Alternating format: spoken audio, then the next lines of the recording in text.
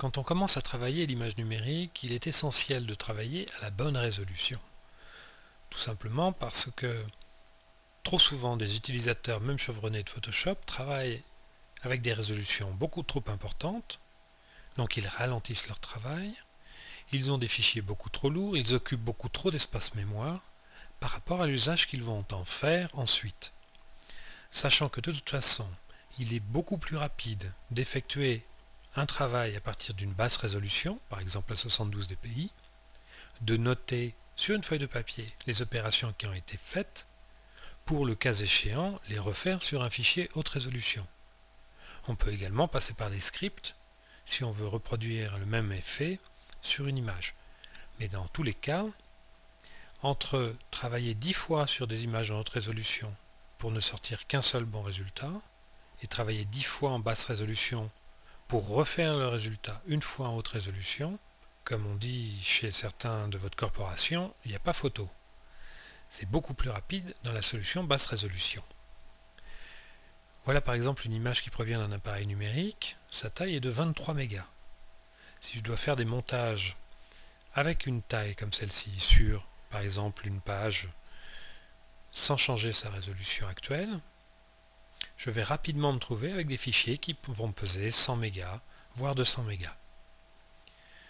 Je peux voir la taille de ce fichier en allant soit dans Image, taille de l'image, et je m'aperçois que mon fichier fait à peu presque un A3, 37 par 24, et qu'il est en 240 pixels par pouce.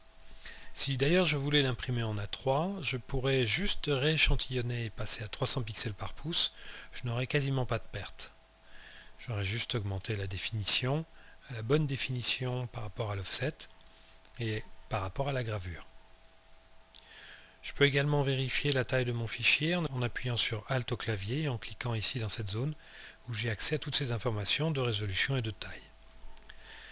Si cette image doit servir à une présentation pour mon ordinateur, dans ce cas-là, je peux dramatiquement réduire la résolution. Je vais faire un dupli et je vais aller dans taille de l'image, réduire la dimension à 72 pixels par pouce. Mais je peux faire encore mieux, je peux ici indiquer une résolution en pouces ou même en points, ce qui correspond à peu près au pixel. Et là, je vais indiquer une résolution correcte par rapport à la taille de mon écran. Actuellement, je travaille en 840 par 680, donc je peux facilement réduire la largeur de mon image à 800 points. Ici, je la vois qui occupe à 12,5% une toute petite zone. Je vais l'agrandir et je vais m'apercevoir qu'à 100%, j'aurai exactement la même définition que tout à l'heure, sinon mieux. En tous les cas, je n'aurai pas de perte de définition et mon image occupera quasiment tout l'écran.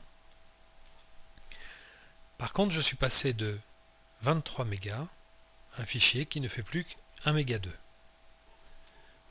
Donc ça, c'est une image parfaite pour une présentation sur un écran plein pot. Par exemple pour PowerPoint ou pour une autre animation. Maintenant, si cette même image doit partir pour le web, elle est encore beaucoup trop grande. Dans ce cas-là, admettons que sur ma page web, j'ai un espace qui fasse 80 pixels ou admettons 120 pixels. Je vais à nouveau dupliquer mon image, passer par taille de l'image et indiquer une taille de 150 pixels de large, ce qui correspondrait à 100% à cette occupation d'espace.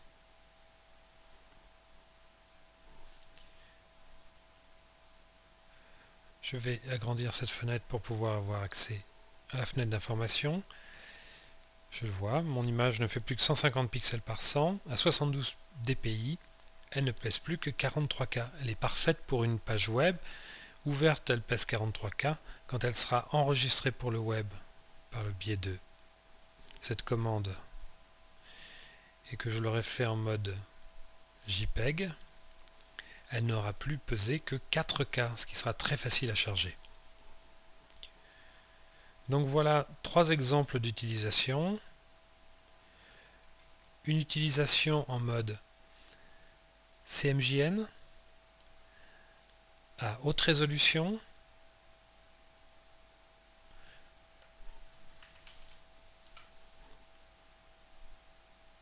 et qui va peser 48 mégas. Une utilisation pour une présentation qui va peser 1 méga 2 et une utilisation pour le web qui va peser 43K. Vous comprenez bien que si vous devez travailler une image pour le web ou pour une page web, il serait vraiment dommage de travailler des images à cette résolution-là quand vous pouvez faire 1000 fois moins.